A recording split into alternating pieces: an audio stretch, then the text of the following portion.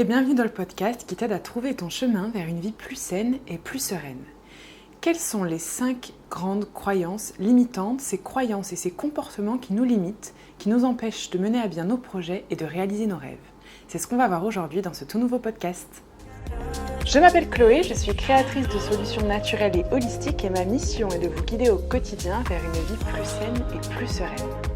Je vous aide à réconcilier votre corps, votre esprit et votre vie grâce à des méthodes douces et naturelles autour de l'alimentation bienveillante, du bien-être physique et mental et du développement personnel. Ensemble, cultivons notre bien-être, apaisons notre esprit et accueillons le positif dans nos vies. Ensemble, épanouissons-nous dès aujourd'hui. Vous pouvez aussi me retrouver sur mes différents réseaux sociaux comme Instagram, YouTube et Facebook sous le nom de Chloé Bloom. Et si vous êtes une femme qui veut s'épanouir et qui adhère aux valeurs du mouvement Je suis fleur que j'ai créé, n'hésitez pas à publier vos photos avec le hashtag Je suis fleur, je passe vous lire et vous repartager. Si vous souhaitez aussi soutenir ce podcast ou tout simplement que vous pensez qu'un de vos proches en a besoin, n'hésitez pas à le partager, n'hésitez pas non plus à le noter avec 5 étoiles sur iTunes. Je passe vous lire, si vous avez envie de me laisser un petit mot, ça me fait très plaisir. Bonjour à tous, j'espère que vous allez très bien. Je vous retrouve dans ce tout nouveau podcast qui va être, je pense, très intéressant, qui va être un petit peu comme un exercice, on va dire, tout le long du podcast. Alors écoutez bien, je pense que ça va vraiment vous plaire. Avant qu'on parle de ça, moi, ce que j'avais envie de vous dire aujourd'hui, avant de vous expliquer les croyances limitantes dans ce fameux podcast-là, c'est une grande nouvelle. Vous savez que la retraite transformative Holistic Bloom a eu lieu à Bali il y a exactement 2 semaines et j'ai envie de dire, elle est de retour. Donc vous savez que j'ai créé ces retraites-là en fait pour vraiment permettre à toutes les femmes qui ont besoin d'avoir un lieu de transformation, qui ont besoin de se reconnecter à elles, de se transformer, de mettre leurs doigts sur leurs démons, d'exploser leur puissance, leurs croyances, de recroire de nouveau en elles, etc. D'avoir voilà un lieu sacré, on va dire, où on va faire cette transformation-là. Donc c'est des retraites qui sont vraiment basées autour de tout ce qui est développement personnel, spiritualité, méthode holistique, naturopathie et compagnie. Donc il y a des sorties touristiques, il y a des sorties, on va dire, un peu plus sportives, il y a du sport, il y a du yoga, il y a beaucoup d'activités. Donc c'est moi qui donne les sessions bien évidemment, donc j'ai vraiment créé ces retraites-là et je vous explique tout dans une vidéo sur YouTube, donc je vais pas refaire le topo ici, je vous invite à aller regarder la vidéo YouTube justement sur ces retraites-là. Je vous mets le lien direct de la vidéo dans la description du podcast. Et voilà, ce que j'avais envie de vous dire aujourd'hui, c'est que ça y est, j'ai lancé la 2e retraite. Donc la première édition a eu lieu à Bali il y a 2 semaines et là je lance la 2e édition, version luxe, au Costa Rica en février. Donc voilà, les inscriptions en fait ouvrent ce dimanche. Donc si jamais vous êtes intéressé pour pouvoir participer à cette retraite-là, je vous invite déjà d'une à aller voir ce que c'est exactement sur YouTube et au-delà de ça, à aller vous inscrire du coup sur cette liste d'attente-là qui est disponible dans le lien qui est dans la description du podcast également. Donc c'est une liste, en fait, vous inscrivez sur cette liste-là, vous allez recevoir vraiment toutes les informations concernant la retraite. Donc la retraite se déroulera au Costa Rica dans un endroit de rêve, dans un hôtel de luxe pendant 1 semaine du 18 au 25 février. Ceux qui sont intéressés, voilà, je vous invite vraiment à aller checker ça et vous inscrire très rapidement. C'est l'unique et seul moyen de pouvoir réserver votre place. Et il n'y a que 17 places disponibles, donc ça part en 5 minutes. Voilà. Et la vente privée aura lieu dimanche. Donc voilà, je vous invite à vraiment aller vous inscrire. Moi, j'étais super excitée de partager ça avec vous parce que c'est une immense aventure. Donc voilà pour l'info du jour. Et maintenant, nous pouvons donc passer au podcast. Alors sans transition aucune, aujourd'hui j'avais envie de vous parler de ça. Pourquoi ? Parce qu'en fait je me suis rendu compte, alors déjà dans ma retraite c'est quelque chose qui a eu lieu énormément. En fait j'ai vraiment beaucoup cassé les croyances limitantes des participantes de la retraite Bloom qui a eu lieu à Bali. Mais au-delà de ça je me suis rendu compte qu'en fait c'était vraiment des croyances qui persistaient chez la plupart des gens. Moi, je m'en suis rendu compte chez mes parents, je m'en suis rendu compte dans ma famille, dans mes amis, sur moi-même, sur voilà, des personnes parmi vous peut-être qui m'écoutent, etc. Je me suis vraiment rendu compte que il y a des croyances qui persistent constamment, des croyances qui sont limitantes, qui nous limitent dans énormément de choses. Et il y en a notamment en fait 5, et on va dire que c'est plutôt du coup des comportements qui sont limitants, c'est-à-dire que c'est des comportements en fait qui nous bloquent et qui nous empêchent d'atteindre nos rêves, exactement comme ce que je vous dis au début du podcast. Donc si vous voulez, c'est des types de croyances qui définissent un petit peu votre façon d'agir, votre façon de faire des choix, votre façon de travailler, de faire du sport, de bien manger ou non. Bref, c'est vraiment des croyances limitantes. Les croyances limitantes, qu'est-ce que c'est ? En fait, c'est comme un plafond psychologique. Donc c'est comme une barrière. C'est quelque chose que vous croyez être vrai, quelque chose que vous croyez être valable, universel, et qui vous retient, vous empêche d'atteindre vos objectifs, quels qu'ils soient. Donc quand je parle d'objectifs, ça peut être aussi bien dans l'entrepreneuriat, dans le salariat, dans les relations amoureuses, dans les relations amicales, dans le sport, la perte de poids, la cigarette, bref, peu importe vos objectifs et ce que vous avez envie de réaliser. En fait, les croyances limitantes, c'est vraiment une barrière, un plafond psychologique qui nous bloque et qui nous empêche de passer certaines étapes et du coup d'aller réaliser nos objectifs et nos rêves. La réalité, en fait, c'est qu'une croyance limitante, c'est une perception déformée d'une réalité, bien souvent. C'est-à-dire que c'est toujours lié à une réalité que l'on croit être vraie et qui est totalement déformée, qui est complètement subjective. Et dans ce podcast-là, moi, j'ai envie de vous expliquer 5 grandes catégories de croyances limitantes, ou plutôt, j'ai même envie de dire de comportements de personnes qui reflètent en fait 5 grands comportements que nous avons et qui justement nous limitent dans l'atteinte de nos objectifs. Alors essayez de bien être attentif et de bien écouter parce que vous allez forcément, je pense, vous identifier dans une de ces catégories-là. Alors peut-être, je pense la plupart d'entre vous, parce que même moi je m'y retrouve aussi, on a beau faire un énorme travail sur nous, on a toujours des croyances qui nous limitent et qui persistent et qui sont toujours là. Donc essayez de bien écouter, bien analyser, n'hésitez pas à prendre des notes justement et je suis sûre que vous allez vous reconnaître dans une de ces catégories-là. Alors, les 5 grandes catégories de comportements limitants, la première, c'est la confusion, c'est le confus. C'est le comportement du confus, une personne qui est totalement confuse. C'est-à-dire que si vous êtes dans ce comportement limitant-là, en fait, vous avez plein de passions, vous avez plein de centres d'intérêt qui sont divers et variés. Vous n'avez absolument pas peur d'essayer tout un tas de trucs, de démarrer des choses qui sont complètement inédites, d'essayer des choses qui sont nouvelles, de vous lancer, d'essayer de toucher à tout. Vous n'avez pas du tout peur de vous lancer dans l'entrepreneuriat, de toucher à un nouveau sport, de vous lancer à corps perdu dans une nouvelle relation, etc. Vous avez plein de passions, plein de centres d'intérêt et vous n'avez pas peur de ça. Donc, vous avez plein de choses en fait, c'est pas comme si vous ne saviez pas quoi faire, au contraire, il y a énormément de choses qui vous plaisent.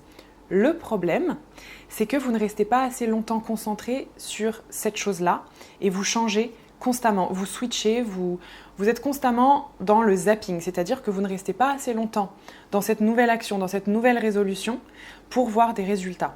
Typiquement, vous allez avoir envie de faire plein de trucs différents, un nouveau sport, mais vous n'allez pas avoir de résultats assez rapidement à votre goût, donc vous allez zapper, passer à autre chose. Et ça peut être comme ça pour plein de choses, ça peut être pour des relations, pour des sports, pour des nouvelles choses, pour l'entrepreneuriat aussi, il y a beaucoup de personnes qui sont comme ça. Et ça, c'est une vraie croyance limitante, c'est la confusion, c'est le comportement du confus en fait. Le comportement du confus, c'est quelqu'un qui veut toucher à tout, qui a plein de centres d'intérêt, plein de passions, mais qui reste jamais assez longtemps concentré sur une action ou dans une activité pour vraiment voir des résultats et du coup, qui zappe. Ce qu'il faut comprendre ici, c'est qu'en général, cette croyance limitante-là, elle est liée au besoin de variété.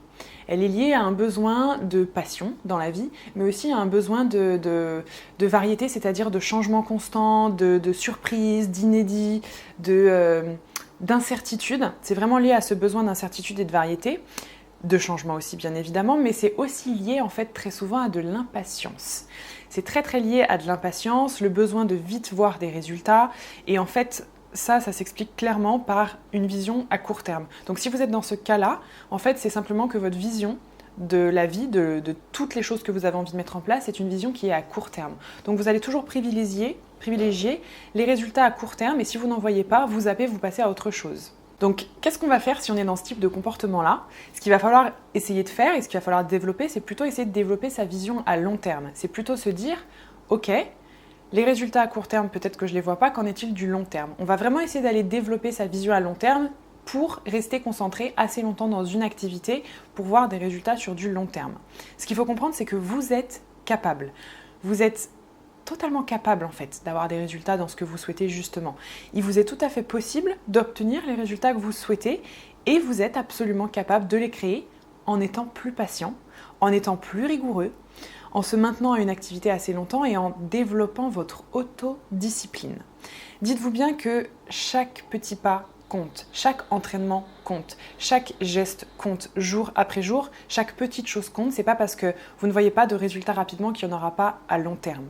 Donc on va vraiment dans ce cas-là essayer de travailler et de miser sur l'effet cumulé. L'effet cumulé, c'est-à-dire de se dire, je sais que c'est tout petit ce que je fais aujourd'hui, ça le sera demain, ça le sera encore après-demain, mais je reste concentrée assez là-dedans parce que je vais cumuler tous ces petits pas-là, tous ces effets-là, et donc j'aurai des résultats à long terme. Donc on va travailler la patience, la vision à long terme, l'autodiscipline et l'effet cumulé. Le petit challenge ici, moi, que je peux vous donner, c'est justement essayer de décider d'un objectif qui est bien juteux et engagez-vous à le poursuivre pendant 6 mois ou plus, parce que 6 mois ou plus, c'est le temps nécessaire pour arriver à exploser un objectif la plupart du temps, quel qu'il soit. Le deuxième comportement limitant, la croyance limitante, c'est la dissonance. Donc c'est la personne qui est plein de dissonance cognitive. C'est-à-dire, si vous êtes dans ce type de comportement, c'est typiquement qu'en fait, vous voulez faire quelque chose de nouveau. Vous avez vraiment envie de quelque chose de nouveau, de changement dans votre vie. Vous avez envie de vous lancer, vous avez envie de démarrer une nouvelle activité, un nouveau sport, un nouveau travail, une nouvelle relation. Mais une fois que vous y êtes, vous allez utiliser tous les obstacles, tous les prétextes possibles et inimaginables comme prétexte en fait pour abandonner très rapidement. C'est-à-dire qu'en fait vous êtes en train de vous mettre des bâtons dans les roues, vous faites de l'auto-sabotage. C'est vraiment plus fort que vous. On peut vraiment appeler aussi ce comportement-là par exemple l'auto-sabotage. Par exemple, je vous donne un petit exemple. Vous avez très envie de commencer un nouveau sport, par exemple.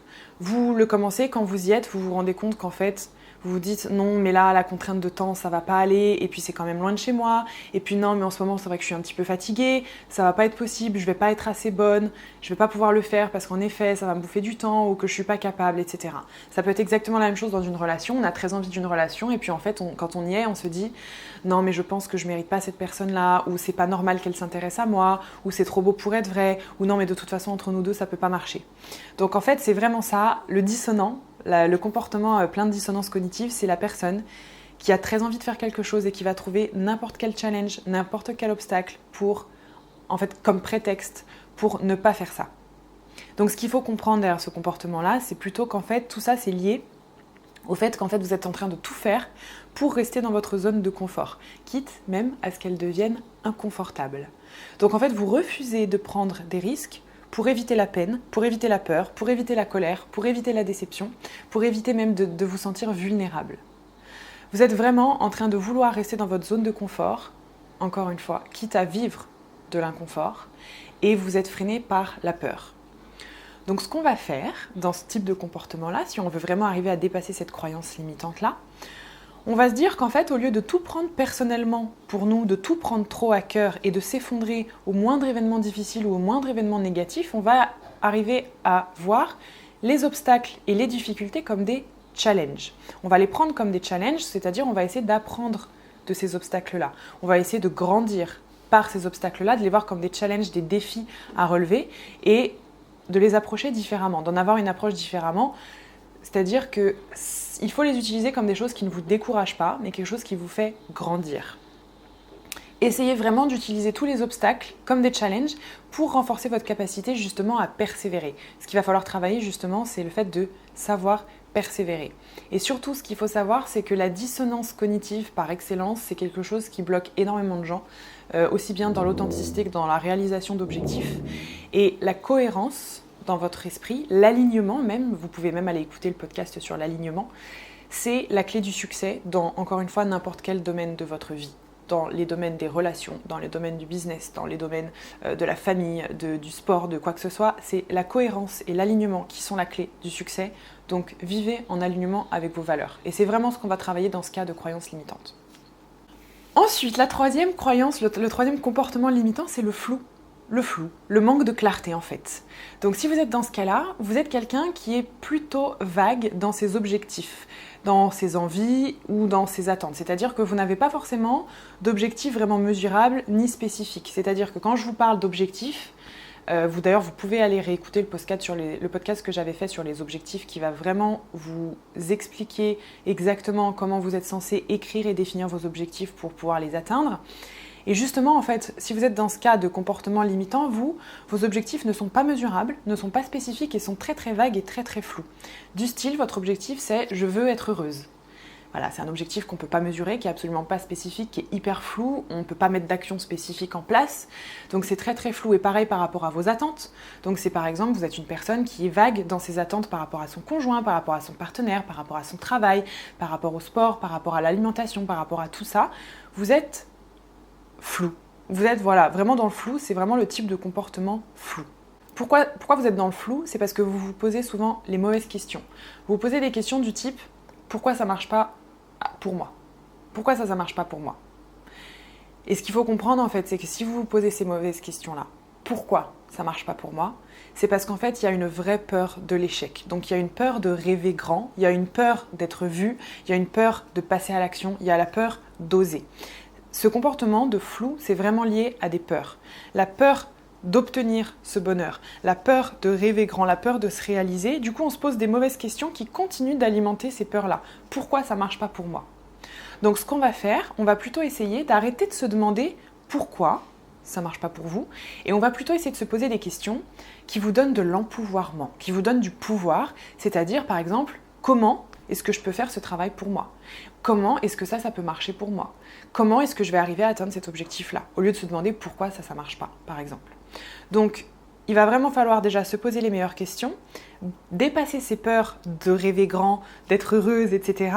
et mettre en place une stratégie en ayant des objectifs qui sont très spécifiques, qui sont vraiment mesurables pour pouvoir ensuite mesurer vos résultats et surtout les atteindre. Donc je vous invite, si vous êtes dans ce cas-là, vraiment à aller écouter mon podcast sur les objectifs et justement de définir les vôtres. Ensuite, la quatrième croyance limitante, le quatrième comportement limitant, c'est le perfectionniste. Ça, c'est vraiment un comportement dans lequel moi je me suis retrouvée pas mal de temps. Alors je ne suis plus vraiment dedans, mais ça a été une croyance limitante que j'ai eue pendant très longtemps. Donc si vous êtes dans ce cas de comportement limitant, en fait, c'est que vous êtes la personne qui va toujours se cacher derrière « je dois apprendre, je dois me préparer pour pouvoir faire ça ». C'est-à-dire que vous avez des objectifs, vous avez des rêves, mais vous êtes constamment dans le « pas encore, je ne suis pas prête, je dois apprendre ça pour faire ça, je dois me perfectionner pour faire ça, je dois me préparer pour pouvoir faire ça ».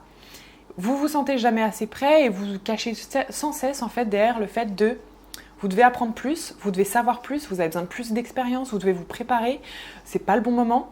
Ça, c'est vraiment le perfectionniste. Ce qu'il faut comprendre derrière ça, c'est qu'en fait, encore une fois, ce comportement, c'est lié à des peurs et c'est notamment très souvent lié aux peurs de manque de légitimité. Donc ça rejoint aussi un petit peu le syndrome de l'imposteur. Ça peut être lié aussi à la peur de blesser les autres. Par exemple, la peur de devoir quitter quelqu'un ou quelqu'un que vous n'aimez plus, vous devez le quitter et vous ne le faites pas parce que vous dites non mais c'est pas le bon moment, il faut que je me prépare, il faut qu'il se prépare. Ça c'est une croyance limitante, comme je vous l'ai déjà dit dans d'autres podcasts, le bon moment n'existe pas en fait. Et ça c'est vraiment le comportement limitant du perfectionniste, c'est de penser que c'est pas assez le bon moment, qu'on n'est jamais assez prêt, qu'on n'a jamais assez appris, qu'on n'a pas encore assez d'expérience, qu'il faut qu'on se prépare, etc. Donc c'est vraiment lié à cette peur-là, la peur de blesser, aussi la peur de faire les choses en fait, la peur de faire les choses et la peur de faire face à ces peurs. Donc là, c'est vraiment ce qui va expliquer le comportement du perfectionniste. Qu'est-ce qu'on va faire justement pour essayer de dépasser cette croyance limitante-là ? Eh bien, on va prendre notre responsabilité à deux mains en fait. On va comprendre qu'on n'est pas coupable mais qu'on est responsable et à un moment donné qu'il va falloir endosser la responsabilité de notre vie, comprendre que le bon moment n'existe pas et il va falloir s'engager. La responsabilité, la motivation et l'engagement, ce sont les ingrédients clés du succès. Le bon moment n'existe absolument pas, pour rien du tout, vous devez le créer. Le bon moment n'existe pas, vous devez le créer. Donc préparez-vous à prendre le pouvoir, à le revendiquer vraiment, parce que finalement vous ne sentirez jamais prêt. Donc choisissez ce moment et vous pouvez affirmer que vous êtes prêt maintenant. Il va falloir que vous parliez au présent et que vous décidiez d'agir maintenant. Parce que si vous êtes dans ce type de comportement-là, vous resterez sans cesse bloqué, vous allez procrastiner, vous allez repousser les choses et vous ne ferez jamais ce que vous avez dans les tripes. Et ensuite, le cinquième comportement limitant, c'est le pleaser. Alors ça, c'est un terme anglais qui signifie le fait de pleaser quelqu'un, de toujours faire plaisir. Donc moi, je vais l'appeler même le serviteur. Si vous êtes serviteur, que vous êtes dans ce comportement limitant-là, en fait, vous êtes quelqu'un qui est très axé sur le service, qui va tout le temps marcher sur des œufs, qui va toujours vouloir se plier à la volonté de tout le monde, faire plaisir à tout le monde, ne jamais se demander ce que vous voulez vraiment, toujours vouloir satisfaire les autres. Vous n'aimez pas du tout la confrontation, vous n'aimez pas les conflits, vous ne savez pas fixer vos propres limites, vous ne savez pas prendre la parole pour donner votre opinion très très fort, vous ne savez pas fixer les limites de votre identité, savoir dire non, c'est très difficile pour vous aussi. Donc si vous êtes dans ce type de comportement limitant, si vous êtes serviteur, ce qu'il faut comprendre en fait, c'est que ça, c'est lié au besoin d'être aimé. C'est lié au besoin d'être apprécié, d'être aimé à n'importe quel prix, même sans être vous-même, même au prix de votre identité en fait. Donc le but pour vous avec ce comportement limitant-là, en fait, c'est tout simplement de ne pas blesser, Vous avez besoin d'être utile, vous avez besoin d'être aimé, vous avez besoin de rendre heureux les gens, d'être sûr que vous êtes une bonne personne pour eux, qu'on vous aime, et vous avez extrêmement peur de l'opinion des autres. Voilà à quoi c'est lié ce comportement limitant-là. Donc qu'est-ce qu'on va faire si on est dans ce comportement-là ? Il va falloir que vous compreniez que ce ne sont pas les opinions des personnes qui vont vous blesser, c'est l'histoire que vous vous racontez à propos de leurs opinions. C'est-à-dire que vous détenez le pouvoir et que le jugement des autres n'est pas à propos de vous, c'est à propos d'eux. Et que la seule vérité, c'est l'histoire que vous vous racontez constamment à propos des autres, du jugement des autres, de est-ce qu'ils vont changer d'image à propos de moi si je fais ça ? Oui, mais si je dis non, est-ce qu'ils vont me détester ? Est-ce qu'ils vont ne plus m'aimer ? Est-ce qu'ils vont m'abandonner ? C'est l'histoire que vous vous racontez. Donc moi, ce que j'ai envie de vous dire là, vous, c'est vraiment, vous détenez le pouvoir, vivez selon vos valeurs, affirmez-vous. Je vous invite vraiment à aller écouter le podcast sur la confiance en soi. Je pense que ça peut vraiment, vraiment vous aider. Et ce qu'il faut que vous compreniez, c'est que tout le monde ne sera pas d'accord avec vous dans votre vie. Il y a des gens qui vont vous aimer, des gens qui ne vont pas vous aimer, des gens qui ne seront pas d'accord avec vous. Et c'est OK. Vous ne pouvez pas plaire à tout le monde. Et arrêtez de chercher la validation d'autrui constamment. Donnez-vous la vôtre en fait. Il vous faut votre propre validation et vous devez juste être en accord avec vous-même. Voilà en gros pour ces 5 comportements limitants. J'espère que vous vous êtes reconnus dans au moins un d'entre eux. Pourquoi pas ? Après, ça peut varier aussi selon les situations. Vous pouvez tout à fait être dans un comportement limitant pour une situation et dans un autre pour une autre situation. Peut-être que vous n'êtes pas reconnu dans aucun de ceux-là, je ne sais pas. En tout cas, voilà, j'espère que ces conseils vont pouvoir vous aider, que ça vous éclaire un petit peu, que c'est un exercice qui était sympa pour vous. Ce que j'ai envie de vous dire ici, c'est vraiment que il faut vraiment que vous n'oubliez pas que rien de ce que j'ai dit précédemment ne vous définit. Aucun de ces comportements limitants ne définit votre identité. Aucun de ces comportements limitants n'est irréversible. Vous pouvez choisir consciemment de sortir de vos anciens schémas de pensée. Vous pouvez choisir consciemment d'évoluer vers des comportements qui sont différents. Et vous pouvez vous développer au-delà de ce que vous pensiez possible. Vous pouvez vous développer au-delà de vos croyances limitantes. Vous pouvez exploser vos comportements limitants pour atteindre ce que vous voulez atteindre. Retenez vraiment ça. Donc écoutez, faites ce petit exercice chez vous. Voilà, j'espère vraiment que ça vous aura plu. J'espère aussi que ma voix, ça allait. Je sors d'une nuit blanche, donc je vous avoue que j'avais la voix qui était un petit peu embrouillée par moments. J'espère que ça vous a plu. Je vous remercie infiniment de m'avoir écouté jusqu'au bout de ce podcast. Je vous fais des gros bisous.